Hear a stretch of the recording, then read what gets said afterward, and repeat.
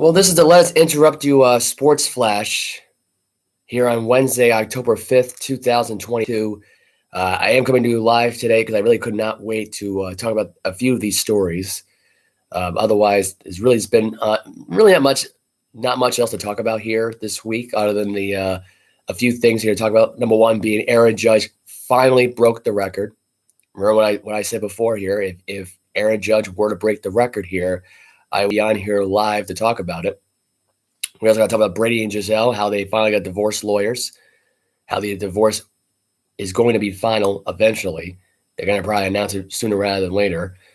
And Blake Bortles announced his retirement as of this morning here on the Pardon My Take podcast that was pre-recorded late last night, probably right around like 12:30, 1:30 in the morning. But the news broke out this morning on my phone, according to Bleacher Report and according to Twitter. I think it was Ian Rappaport who got the Twitter this morning and took to the news. I may as well get into Aaron Judge's story last night. He did break the record last night. It was on a 1-1 count last night against the Texas Rangers. Eventually, unfortunately, they lost. So they're 99-62. It was part of a doubleheader they had to make up for. The Yankees won Game 1 yesterday. Game 2 was when he hit the record-breaking homer right in the first inning. Just no hesitation on a 1-1 count, smacked it into left field. The ball traveled at least, I think it was 415 feet, 420 feet last night that ball traveled. So go figure. The Yankees got the win yesterday. They lost last night. They won their division. And the bracket is finally out. If no one has checked out the bracket so far and how this is going to work. Now, the only reason why I bring the bracket up is because it is final, right? It is official. Like we know now what we know now this week with that, as far as that goes now going forward. But here's how the bracket goes right now. Because I think this bracket is very telling here. This is how it's going to start right now. So for the National League Wild Card Best of 3 series, it is Phillies Cardinals and Padres Mets. So it's like the NFL basically, only it's not a best of 3. It's just one game for the NFL. They just get it over with here. For the American League Wild Card Series, it's Tampa Bay Rays at the Cleveland Guardians and the Seattle Mariners at the Blue Jays. The Yankees, Astros, Braves, Dodgers all have a bye to the divisional series. Now, I like this bracket a lot. I think it's interesting here. I'm kind of glad now they got a clarification right now because this is how they should have. They really didn't have a bracket set up all year at this point, which I'm kind of surprised considering they added those teams in the postseason right now. So they didn't think to really make a bracket to tell us what it looked like in the beginning of the year, which they probably told some beat baseball writers who don't want to reveal it for whatever reason, but that's fine. But yeah, back to the Judge story, because I think that's great that Aaron Judge broke the record last night. And I think right now he's going to break Barry Bonds' record of 762. Now, I thought it was 756, 757. I was wrong. I will admit that. I didn't realize he hit 7 more home runs after that. So I must have missed those games really too. Anyway, I thought that was an interesting night last night that he broke the record here. I thought it'd be better here to air out my opinion on Aaron Judge today on why he's going to break Barry Bonds' record, because this guy's got the tools to do it. And honestly, at this point, he hasn't been drug tested yet. There's been no trace of steroids in his system. There's been no grease on the bat at this point, like pine tar in a bat that makes the ball slicker and go up higher maybe. I mean, there's no home run juice balls. There's no Aaron Rodgers, like high, like deep balls. Like there's nothing like this. And honestly, at this point, the only reason why Barry Bonds' record is tainted is because of the fact right now that he took steroids throughout most of his career, which shouldn't be surprising considering they really didn't even try to do that much to suspend people for that kind of stuff, except for later on in time, where the steroid era really wasn't much of an issue. I don't think it became an issue after the Big Papi took it. I think personally it didn't really matter because he struggled that year anyway and didn't really get as much. He didn't have a 60 home run year. So it's not like the guy had a 60-run home run year when he took the steroids in the first place. But Judge could be argued that he probably do it because he hit 62 this year. Realistically, right now, he's got, 275 home runs now at this point, 276. So he's about 400 plus something home runs away from really just breaking the record. If we're going to really be honest with ourselves now going forward, at least 490 from breaking the record altogether. And I think he will do it. I don't see how he doesn't do it here. As far as I know, this is his last year with the Yankees possibly. The fact that the Red Sox are wanting him at this point, but It's a dead deal. It does bug me, though, that the Red Sox don't try to get him at this point because it is a must-need at this point in the DH position. Like, you're going to lose JD Martinez anyway. So if the next best thing is Aaron Judge, I mean, take him. He's up for grabs at this point. I would try to retain as much cap as possible. They have a ton of space as it is. They spent a little much on Trevor Story anyway to begin with at this point. They didn't really try to spend any much money on getting a closer. They went through 3 or 4 different closers this year. In my honest opinion, now going forward, if we're going to really be honest with ourselves now going forward, here's my honest opinion, because I think I don't know if Jansen will be a free agent at the Atlanta Studio, because I don't think he's signed long-term with the Braves. But he's a good closer. I thought he was on a decline, but he changed his whole dynamic when he got to Atlanta. Try to go after him during the offseason right now at this point, even if it's just for a short-term deal. You need something in the closing position if you're a Red Sox fan. Back to Judge on this whole thing. Judge at this point could be a free agent by the end of the year. He could go out with a World Series ring this year, breaking the record this year, and go into a different team. The problem is I don't see that happening. In fact, if realistically he went to a different team, it probably would be the Cleveland Guardians, because Cleveland at this point could use a power hitter like Aaron Judge on their team. I don't think they have that much power hitters on there. I mean, it's not like a necessity need, but it's something to look into for free agency this season right now. And the Yankees right now at this point would be dumb not to retain Aaron Judge. I mean, I don't see how a guy like that with a perfect lineup, like with Donaldson, Stanton, Judge, that lineup in general is a scary lineup enough as it is. And I think in reality, you got a guy like Judge who carried the team all year long. He should get his contract. I don't see why he doesn't. It's kind of far-fetched at this point to say that he doesn't deserve it. I mean, he does. This guy's nearly hit 300 home runs in his career so far as a Yankee. He's been clutch in certain situations. I mean, if I'm betting money on Aaron Judge this year, he's had multiple walk-offs this year, like 8 or 9 walk-off home runs this year, I believe, if not more than that. The guy's a clutch hitter.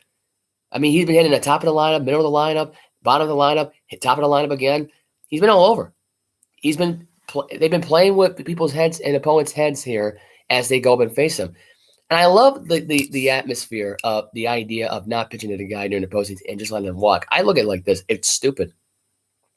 Pitch to the guy. Challenge yourself. Grow a set. I mean, I hear stuff like this, and it's like they intentionally walk him. The Red Sox didn't even try to bother him because they didn't want to be part of that history, which I think that's such a two-bag cheesy move on the Red Sox part, because of course they don't want to be victimized by the Yankees this way. They don't. And it's such a sad fact.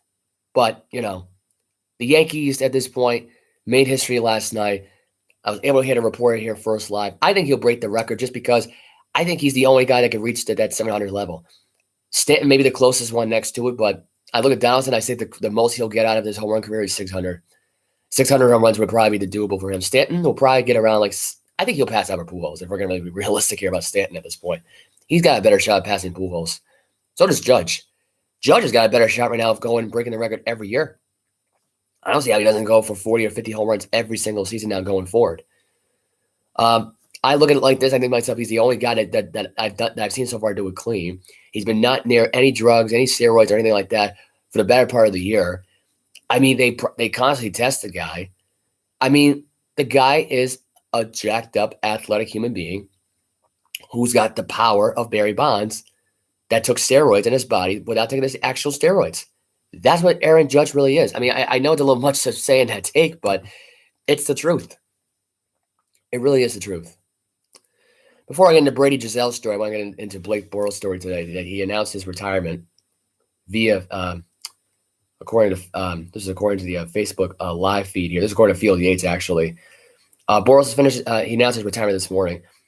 Finished with an NFL career tie for the best playoff win percent at home, which was only really one win. So we're kind of really based it off on that factor. The fourth most in rushing yards per attempt, 6.2 in NFL history, a minimum of 250 carries.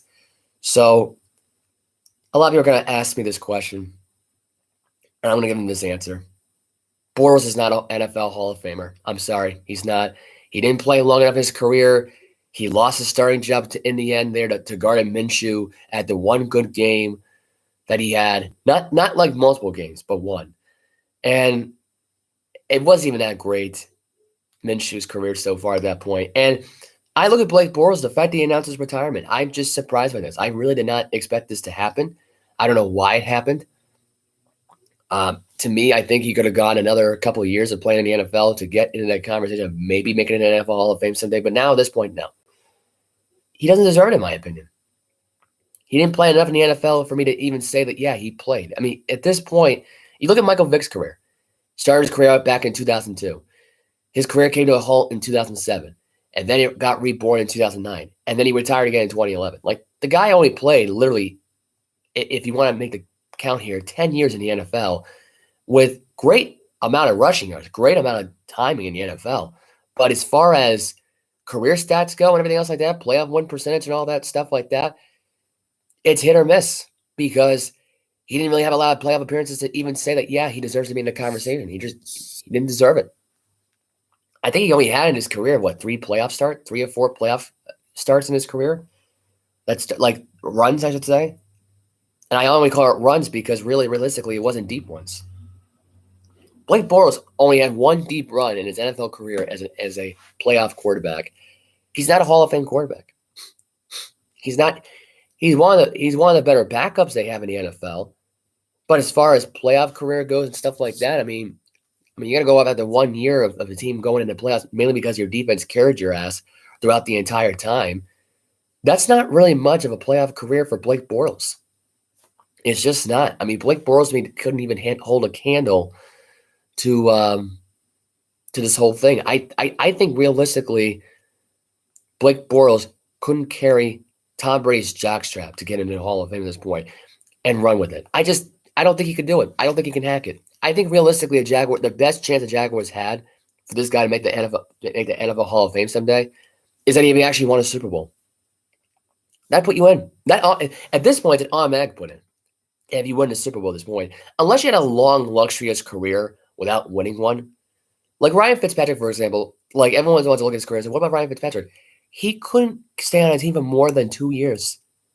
And then when he was on a team that involved facing Tom Brady, he beat him, but it was always in walk-off fashion to the point where the other team would just be skipping off in the locker room. Now, he can cry and bitch and moan all he wants about the fact right now that Brady didn't shake his hand or whatever or show him respect. Here's my opinion. If you was stuck around the locker room long enough, like Brady did for Bill Belichick's sake right now, for Bill Belichick to go out there and find Tom Brady and go into this locker room, that'd be nice. Or if you really had the balls to go confront Brady in his locker room, you could have done that in his locker room. You could have gone to him and said, "Hey man, good game." Why in your mind do you think you deserve at any point, really? I mean, I look at Ryan Fitzpatrick in his career. Why does he believe that right now that he deserves the satisfaction treatment of for having someone to go in his locker room and shake his hand, or vice versa? You go out and get the initiative from him. I don't see why. And here's my opinion. Both times when you had a chance to go up and shake Tom Brady's hand and say good game, man, and all that stuff right now, the reality of it is you're looking at the circumstances of why Brady didn't do it. You walked off both times and beat him. You embarrassed him in his final home game of the year.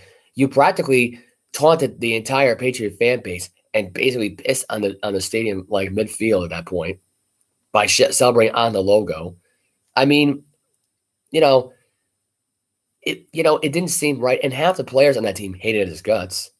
So it wasn't like it was in friendly territory, but you get the idea.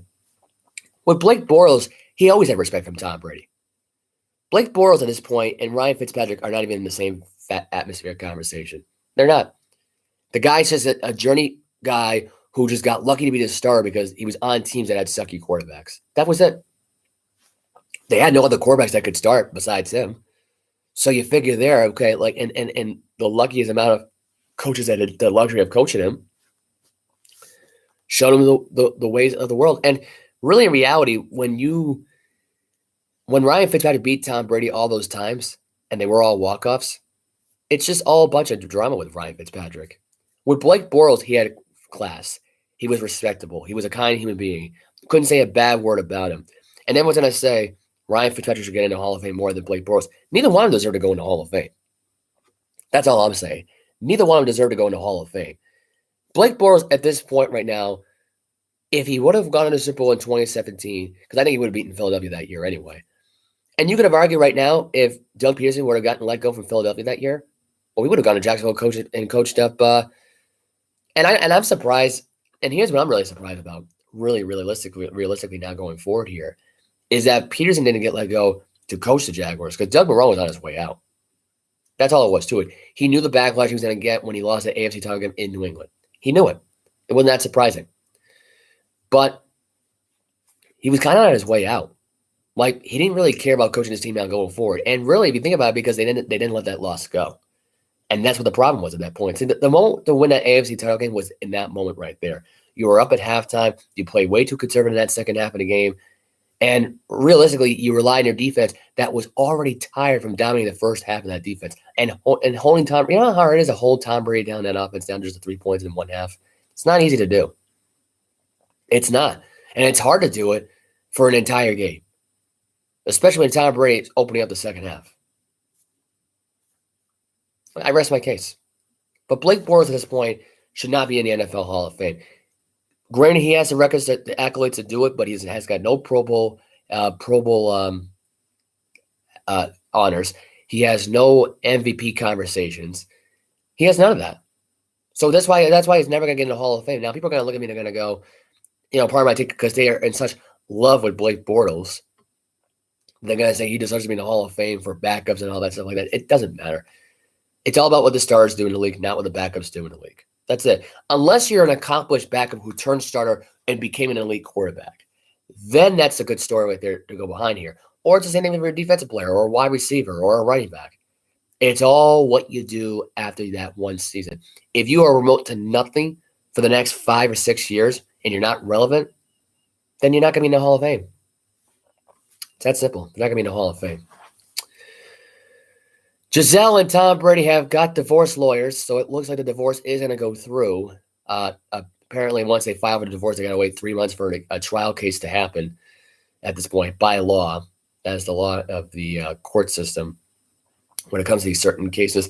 I look at it like this. I said this last night to my mom last night, who me and I got into a fight about this because she's all like, she was, not really trashing, but really seeing two sides of the story here with the whole scenario here. My side here, the story here was this. Gisele was getting tired of playing mommy. She had all the calls from other agencies in the past and other projects she wanted to do in the past. Why, for all the money that she had, couldn't just have them babysit the kids when, by the way, both the grandparents are retired and don't work? I have no idea. You could have had Gisele's family move out from Brazil and come to America and babysit those kids if they're still even relevant at this point, which we don't even know because that's how private Gisele's life really is. She doesn't even get into a family life. I can't even find one interview with her that talks about her family life at all when it comes to her family. I have no idea what her family life is about because she doesn't talk about it. She's like, it's not even like an open book. It's more like a book that's like slightly open. Like, this is like what I know about Gisele, this much. So, to me, in my opinion, she could have gotten her family to babysit those kids. She could have, because let's be honest with you now, I can't remember the last time those kids have even seen those grandparents other than the time that before Brady's mom got sick. I mean, even then, I don't remember the time because it's never talked about. It's never discussed. It always comes out later on, but it's never brought up. And I hear stuff like this, and it makes me shake my head because I can't understand why Gisele wants this so bad. I don't know why she wants. I mean, maybe because she's so tired of Tom Brady. Maybe she was at her breaking point with Tom Brady's retirement. Hell, there was times where people wanted to retire, but went after when he lost Super Bowl back in 2007. I don't even think that would have gotten him in the Hall of Fame and at first ballot by doing that quickly. Because you could argue, yeah, you already won 3 Super Bowls at that point, but the first one was kind of like game management kind of win. It wasn't the Tom Brady earned it kind of win, although he had that big last drive, granted. But I look at it like this. Brady had a better career after that 2007 Super Bowl loss. That's it. That's all that we need to know about that Super Bowl loss. Is he had a better career. He had better numbers. He was in the MVP conversation almost every single year at that point. There was times where I look at Tom Brady, I said to myself, how wasn't he not in the conversation earlier besides this? He got Super Bowl MVP multiple times as with the team, really. except for that once, except for the other two, where they practically had Deion Branch and Julian Edelman win the MVP award. So you figure that into consideration. But this whole thing is leading up to Gisele, who wanted Brady to retire back in 2019. She wanted Brady to retire as a Patriot. She didn't even want Brady to retire with anybody else besides the Patriots. She wanted to call it a career, for him to call it a career, so she can go do her thing. But here's my question. Brady's grandparents, which these kids fly around a lot, and they are homeschooled a lot. You mean to tell me these grandparents couldn't teach these kids? You couldn't leave them a setup list at that point, or at least or at least tell her family to come down there and take care of the kids. I can't recall the last time Gisele's grandparents even bothered with those kids, if they're even around. I'm not even sure Gisele's parents are even around at this point in the conversation. That's how much curiosity I am. I've never heard her talk about her family once. I mean, unless she doesn't talk to me and just pulls an Aaron Rodgers and just doesn't even talk to her mom and dad, which is what basically Aaron Rodgers does right now with his family, then yeah. But at this point, it's kind of crazy. I just thought about this just now. What if Gisele's family wanted nothing to do with Brady, and they just stopped talking altogether? Because think about it, she goes to Brazil by herself. She's not with anybody in her family. There's never a sister around, not like a brother, nothing. And I'm just thinking to myself, like, who goes to Brazil, doesn't even bother telling her family? That's when you know right there that the marriage is over. When you do that, and she could have apologized on the phone, could have called, didn't even bother calling. There was never a phone call back and forth kind of ordeal. It was more like Tom Brady reaching out and she wouldn't reciprocate. So that's on her. I'm sorry, but she wants the divorce more than anybody else because she wants to do her projects. She's done being mommy at this point. She's done playing the mommy card. That's what she is. She's done with it. Now, I don't know if there was a spat that happened with the family, that maybe there are times maybe there were kids were misbehaving, maybe they say they were loving daddy more than they loved mommy. Maybe that's what it was. Maybe that's what that drove her over the edge at this point. Maybe they were fighting every time he got home from playing football. I don't know. Half the time they went to the freaking games anyway. It's not like they didn't go to the games because they went to the games.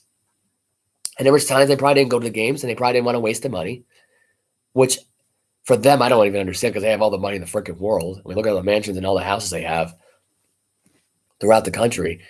It's like insane to me. But I just thought about this. I think to myself, like, who goes to Brazil by themselves, out of their way to go to Brazil by themselves? And for her to even admit to it, it's not like you were kicked out of your house. And the funny thing is, you come back home, you kick him out. And it's not like the guy's a slob or doesn't leave any messes in the house. He's not a slob, the guy. He's a well-clean, oiled machine who eats healthy foods, cleans up after himself, and that's it. Takes care of the kids. Really great father, as far as I'm concerned, Tom Brady is. Excellent father, I believe. But have you ever heard of Tom Brady ever getting in a fight with Bridget Moynihan? And even though they didn't live with each other, and just basically just leave the country without, I don't know, reciprocating that to anybody? No. Never happened before in anybody's lifetime. You'll never hear anybody discuss that. But I can tell you right now, this marriage is over because Gisele wants it to be over. I think she's done being mommy. I think she's done being full-time parent. She wants to be part-time parent. In her mind, Brady's is a part-time parent, even though this guy gets home at 4 o'clock in the afternoon for practices. Not 5, not 8 o'clock at night. He's not out there drinking with buddies and getting himself plastered drunk and being a bad father. The guy's a great father as far as I'm concerned. If she's not appreciating, I mean, at least the guy is not out 24/7. The guy's not out from 7 o'clock in the morning to 7 o'clock at night. The guy is practically up at 4 o'clock in the morning getting ready for practice. He's the first one there, the last one to leave. I've heard that every single year for the better part of 20 years when we were the Patriot, and now even here with the Tampa Bay Buccaneers. Now, lately it's not been out with the Buccaneers this season, but you could argue at this point that this has always been this guy's mentality. He leaves at 4 a.m., comes back home at 4 o'clock in the afternoon. I don't see how he doesn't do that. How that makes any bit of, and look at the life that he's done for the family anyway. Now, granted, Gisele is a breadwinner in the whole thing because she makes more money because of her gigs and her other projects, but Tom Brady's bringing a little bit more of the load in too. He's not the only one, and I'm not surprised at this point that no one ever brings up the other project he does and that all the investments he's made over the years. Think about it. He's getting all royalties from the America's Game, from the Super Bowl replay. He's getting all of this because he lost that game. And when he lost that game, he's collecting that royalty. So that adds up. It adds up way more than $250 million, I'll tell you that much. He's probably making at least, if you had him even up the odds right now, they're saying it's a $600 million divorce. I wouldn't be surprised it's over $1 billion. I mean, think about it. They have royalties when these games are being replayed. They do. Don't tell me they don't. I mean, they show the replays over and over and over again. It's not the NFL that's making the money off of these replays. It's not the commissioner. It's not the owners. It's the players. So I look at that and I go, if you're Tom Brady, who do you really lose in this situation? Did you really like you lost the mother of your children in this whole thing in a relationship? Fine, that relationship is over now after 13 to 14 years, right? I understand that, but what did you really lose? Really, you lost a woman really who said, "I'm throwing the towel. I'm going to be a part-time parent," or just basically not a parent. And I don't know, maybe she took those kids one day to New York. Maybe one day they were in a project, and maybe they didn't like the projects, and maybe that's what happened. Maybe that's why she's done being a mom. Maybe that's why she just took off one day from Brazil to New York by herself. To me, I don't think that's a motherly thing to do. When you leave your house and you don't even bother telling your kids or the love of your life that, hey, I'm going to Brazil for a while. I'm going by myself. You watch the kids. And just takes off like that without even giving a hint of a warning. And the only reason Brady even found out was not even from Gisele, from a person that she did an interview with through a podcast via Skype. So, to me, in my honest opinion, you lost a woman who just didn't care. She cared about herself. She cared about her image. It seemed like to me that she did not want to be a mother. She probably watched Camille Cossack, model, do all these other things for Sports Illustrated, and said to herself, why am I not doing this? Why am I not Camille? She doesn't want to have kids. She doesn't want to be married. Why am I still building a married lifestyle right now, being by myself with all these kids that I don't even want in the first place, that I just got for I mean, I think she did want to be a mom at first. But when the going gets tough and you got a guy who's playing football till he's 45 years old, it's kind of weird. But I think it was mainly the lovemaking that really took its toll. Like, really? And the fact of the matter is she wanted love and attention. And I think she understood for the first,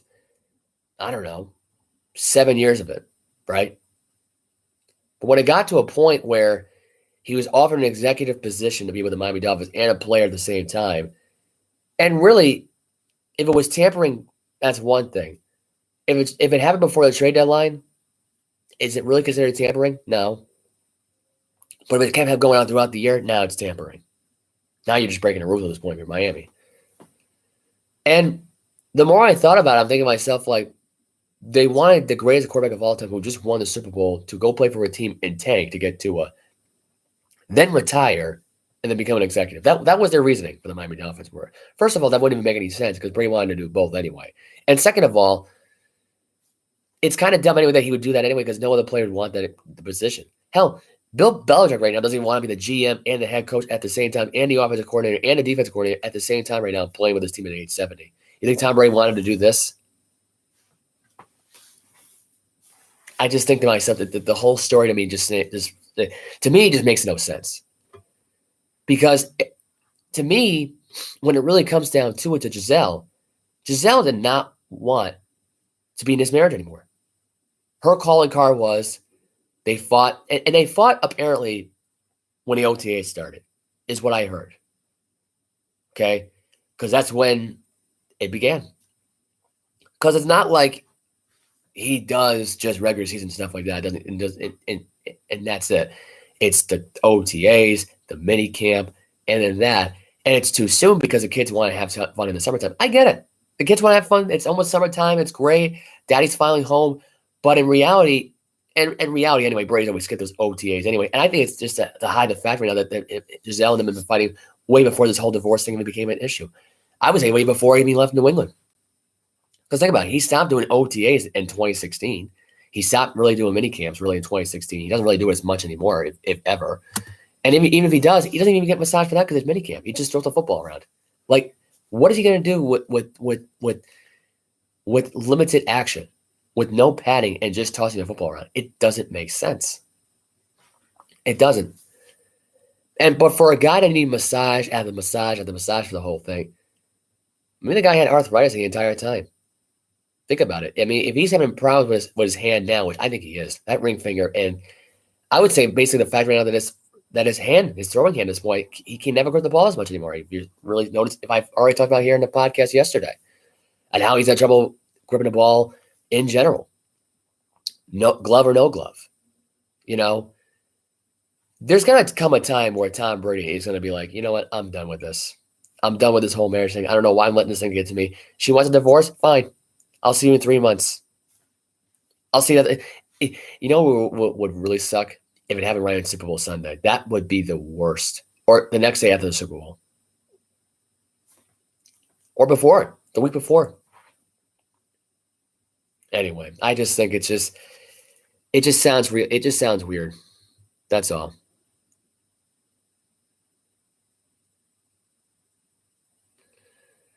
So this is a Sports Illustrated magazine article that just came out just now. So I'm actually going to pull up the article and read this. Apparently, Aaron Judge was. This is an inside report here, according to Sports Illustrated, that a Yankee slugger Aaron Judge pursuit of home run history. This is what it starts out with here, according to Stephanie Apstein, Sports Illustrated. The Yankee slugger was under pressure all season, but chasing Rodger Mathis had nothing to do with it. That's pretty obvious. This is how it started. As everything changed around him, the baseball itself specifically switched out so the league could authenticate it more easily. The crowd reaction soaring to a gasping, echoing roar that made Global Life Field sound almost like Yankee Stadium. And the American League home run record, which after 61 years is no longer 61, but 62. Aaron Judge stayed the same. After it was over, the Yankees had enjoyed what must be the most joyful loss, 3-2 in franchise history. He told reporters that he was excited largely because he gave his team a 1-0 lead over the Rangers, but he was also relieved. As a leadoff guy, I got to get on base, and I hadn't been doing that, said the AL single-season home run king, adding to that he tries to be a table setter. I'm just getting this article just now. This article just fresh print here, so I got the first crack at this. This is good. This is a man who hit his 60th home run of the season 2 weeks ago and berated himself as it flew for not doing it a few innings earlier. When there were men on base, he added, that his attempt to chase down Rodger Mathis for the AL crown dragged into the season's final days as he walked and singled and doubled but failed to homer. He worried that he was letting his teammates and fans down. Judge said he was glad everyone can finally sit down in their seats and watch the ball game. If this is an act, Judge has been committed to it for at least a decade. When he attended Fresno State, the Bulldogs baseball team enforced a rule. Anyone who use I or me boastfully had to pay a fine. In 3 years there before the Yankees took him in the first round of the 2013 draft, Judge never slipped up. So let him deflect. His teammates understood the significance of the moment. They were perched out at the dugout rail, willing him on, as they had been for weeks. Every fly ball were screaming the fans. Lefty Nestor Cortez Jr. said recently. They coiled as the Texas righty Jesus Tinko hung a slider. They exploded onto the field as Judge walloped to the left field. They gathered at home plate to wait for him, offering hugs and handshakes and high fives when he jogged past them. Garrett added to Yes Network, it was emotional for all of us. There were some watery eyes out there. As Cole set the record to 257 strikeouts, are most by the Yankees in a single season. How will he celebrate? I just want to hang out with Aaron. Really, he said.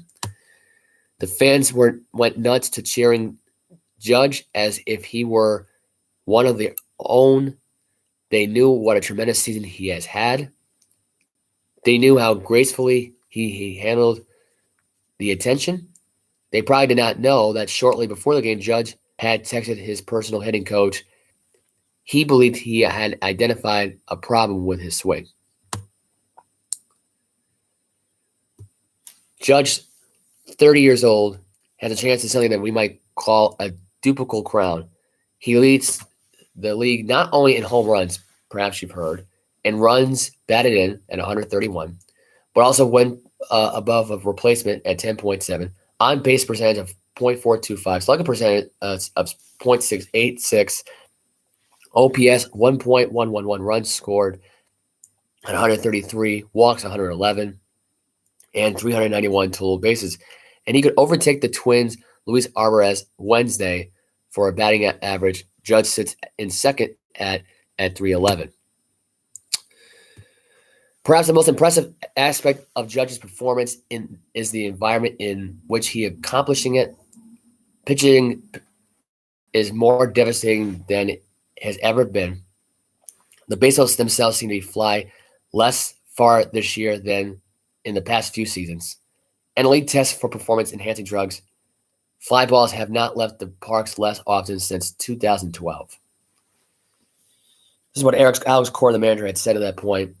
Who ironically he played with Barry Bonds and Mark McGwire and Sammy Sosa, were jogging for the lead in the 1990s and early 2000s. He said he's doing it in an era that is very tough to hit. Let's put it that way. I'll leave it at that, he said. He told reporters last month, the separation between him and the rest of the players is huge. You know, I'm curious right now at this point, because this is a long story now, so this is actually going to keep going here at this point, which I'm not going to get into here. But I actually didn't even know that Cora had played with Mark McGwire, Sammy Sosa, and Barry Bonds. I think Cora may have been traded from the Giants, if I'm not mistaken, right now, when he was with Barry Bonds. Or maybe he missed out on that home run record. But just imagine he could have been practicing this week with and he could have been the one that had the, Aaron Judge. I think he would have supplied him the steroids to do it, but would have helped him at least. And now the more I think about this right now, and I am kind of curious about this, I want to see what Barry Bonds' college was, because I always hear these stories about how college baseball teams, like underrated colleges,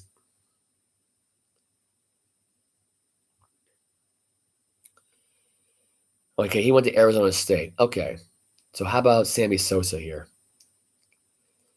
Because there's a rumor going around saying right now that and maybe this is just me just bringing it up at this point. Maybe I'm just starting a rumor here.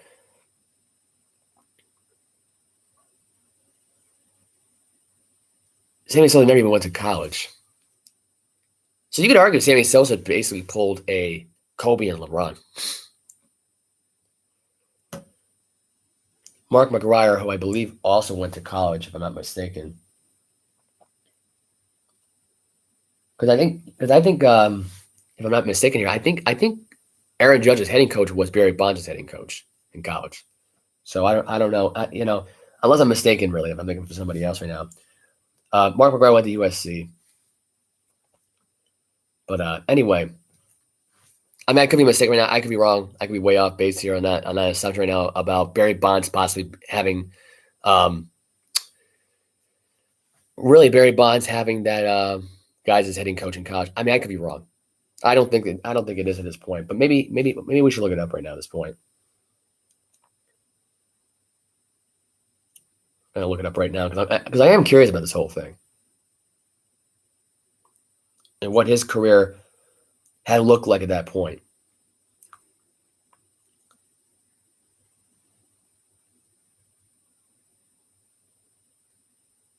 Matt Basto was Fresno State's baseball coach. I don't know if it was his hitting coach. Was it his hitting coach though?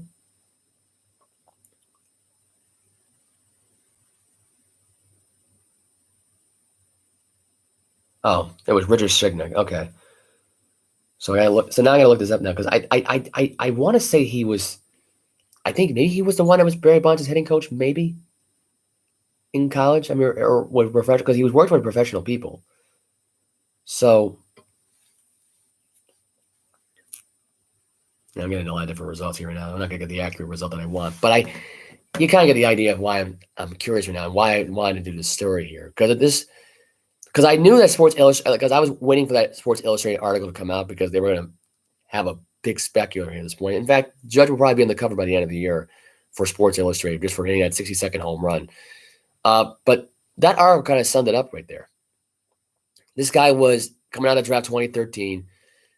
The guy spent, I would say, 8 years in the majors league so far at this point, stuck in AAA.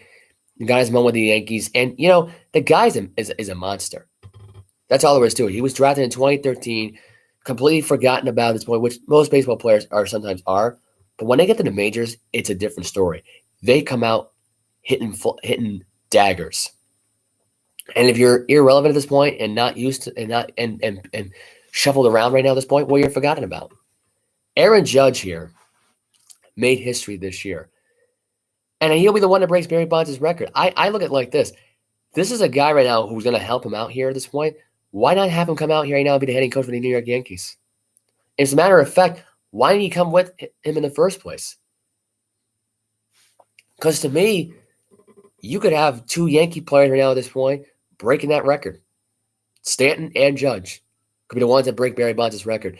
Because if they already found his problem with his swing already, and they're improving on it right now, the Yankees are a dangerous team heading into that World Series. I'm sorry, they are. I mean, you're getting outside help here is what you're really getting. Anyway, so I'm going to sign off here. The podcast will be on Saturday. I believe Brian is still on board with doing the show. If you don't remember Brian Pelletier, he was the one we were live in Buffalo, New York, attending a Buffalo Bills Colts game, which because he's friends with Kwity Paye, the defensive end.